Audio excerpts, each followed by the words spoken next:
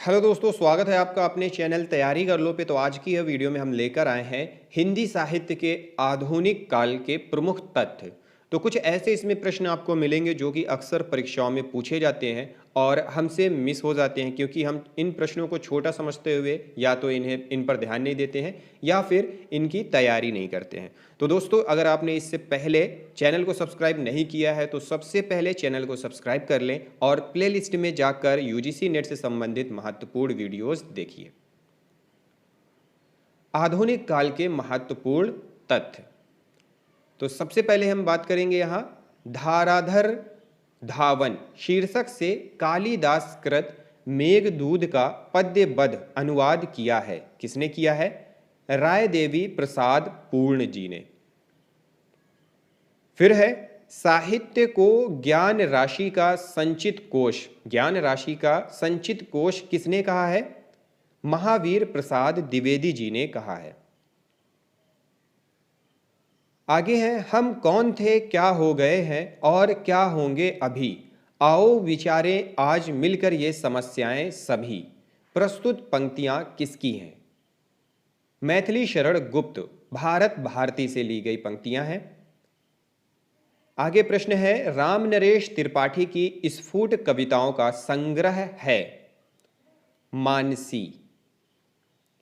आगे प्रश्न है किस कवि को एक भारतीय आत्मा कहा जाता है? एक भारतीय आत्मा किस कवि को? माखनलाल चतुर्वेदी जी को कहा जाता है। प्रश्न है नरेंद्र शर्मा का सर्वाधिक लोकप्रिय काव्य संग्रह कौन सा है? प्रवासी के गीत। प्रश्न है अपलक और क्वासी काव्य कृति किसकी है? बालकृष्ण शर्मा नवीन जी की। आगे प्रश्न है राम की शक्ति पूजा की रचना निराला ने कब की थी? सन 1936 ईस्वी में।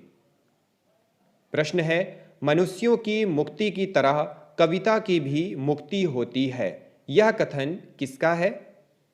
निराला जी का। परिमल की भूमिका में उन्होंने ये कथन कहा है। प्रश्न है ले चल मुझे भुलावा देकर मेरे नाविक धीरे धीरे। प्रस्तुत पंक्तियां किसकी हैं? प्रसाद जी की। आगे प्रश्न है किस कवि ने दादा भाई नौरोजी को विलायत में काला कहे जाने पर अपनी कविता में क्षोभपूर्ण प्रतिक्रिया व्यक्त की थी? किस कवि ने? बद्री नारायण चौधरी प्रेम घन ने। प्रश्न है वियोगी हरि को किस कृति पर प्रयाग हिंदी साहित्य सम्मेलन की ओर से 1200 रुपए का मंगला प्रसाद पारितोषिक पुरस्कार मिला था? वीर सतसई पर। आगे प्रश्न है भारतेंदु ने अपनी किस कविता में विदेशी वस्तुओं के बहिष्कार की प्रेरणा दी है? प्रबोधिनी में। आगे प्रश्न है जयति राज राजेश्वरी जय जय परमेश पंक्ति किसकी है? राधा कृष्णदास जी की। कौन कवि भारतेंदु का फुफेरा भाई था? फुफेरा भाई कौन था? राधा कृष्णदास।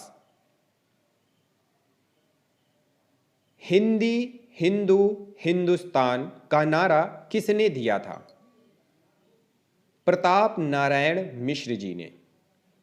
आगे प्रश्न है बद्री नारायण चौधरी प्रेमघन ने उर्दू में गजल आदि की रचना किस उपनाम से की थी? अब्र उपनाम से। आगे प्रश्न है अंग्रेजी काव्य कृतियों के भाषांतरण का आरंभ किस युग में हुआ था? भारतेंदु युग में। आगे प्रश्न है खुसरो जैसी पहेलियां और मुकरियां किसने लिखी हैं? भारतेंदु हरिश्चंद्र ने। आगे प्रश्न है समस्या पूर्ति किस युग की लोकप्रिय काव्य पद्धति थी? भारतेंदु युग की काव्य पद्धति थी। प्रश्न है हिंदी साहित्य में आधुनिकता के प्रवर्तक कौन माने जाते हैं? भारतेंदु। आगे प्रश्न है, हिंदी की हिमायत किसकी कविता है? प्रताप नारायण मिश्र की। हमारो उत्तम भारत देश किसकी पंक्ति है? राधाचरण गोस्वामी जी की। अगला प्रश्न है, आधुनिक काल के प्रारंभिक काल को क्या कहा जाता है? पुनर्जागरण काल, भारतेंदु युग। आधुनिक काल को गद्य काल किसने कहा है? आचार्य रामचंद्र शुक्ल ने कहा है। भारतेंदु युग को पुनर्जागरण काल की संज्ञा किसने दी है? डॉक्टर नगेंद्र जी ने। आगे प्रश्न है, भारतेंदु युग के प्रमुख अलंकारवादी कवि कौन है? लछीराम ब्रह्मा भट्ट। आगे प्रश्न है, नवरात्र के पद शीर्षक कविता किसकी है?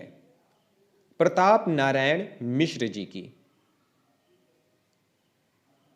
सूर्य स्तोत्र नामक भक्तिपरक कविता किसकी है? बद्री नारायण चौधरी प्रेमघन की। आगे प्रश्न है, भारतेंदु के विद्या गुरु कौन थे? राजा शिव प्रसाद सितारे हिंद। प्रश्न है, फोर्ट विलियम कॉलेज की स्थापना कब हुई थी? 10 जुलाई 1800 ईस्वी को लॉर्ड वेलेजली द्वारा। आधुनिक खड़ी बोली के प्रारंभिक लेखक महानुभाव कौन है? लल्लूलाल, सदल मिश्र, सदासुखलाल, इंशा अल्लाह खां। अंतिम प्रश्न है, नियाज के नाम से कौन विख्यात हुए थे? उत्तर है मुंशी सदासुखलाल। तो दोस्तों, ये थे प्रश्न। अगर यह वीडियो पसंद आई हो तो लाइक करें, वीडियो को ज़्यादा से ज़्यादा शेयर करें। अगली वीडियो में हम कुछ नए टॉपिक के साथ, नए प्रश्नों के साथ आपके सामने हाजिर होते हैं। तैयारी कर लो के साथ तैयारी करते रहें। इस वीडियो को देखने के लिए आप सभी लोगों का बहुत बहुत धन्यवाद।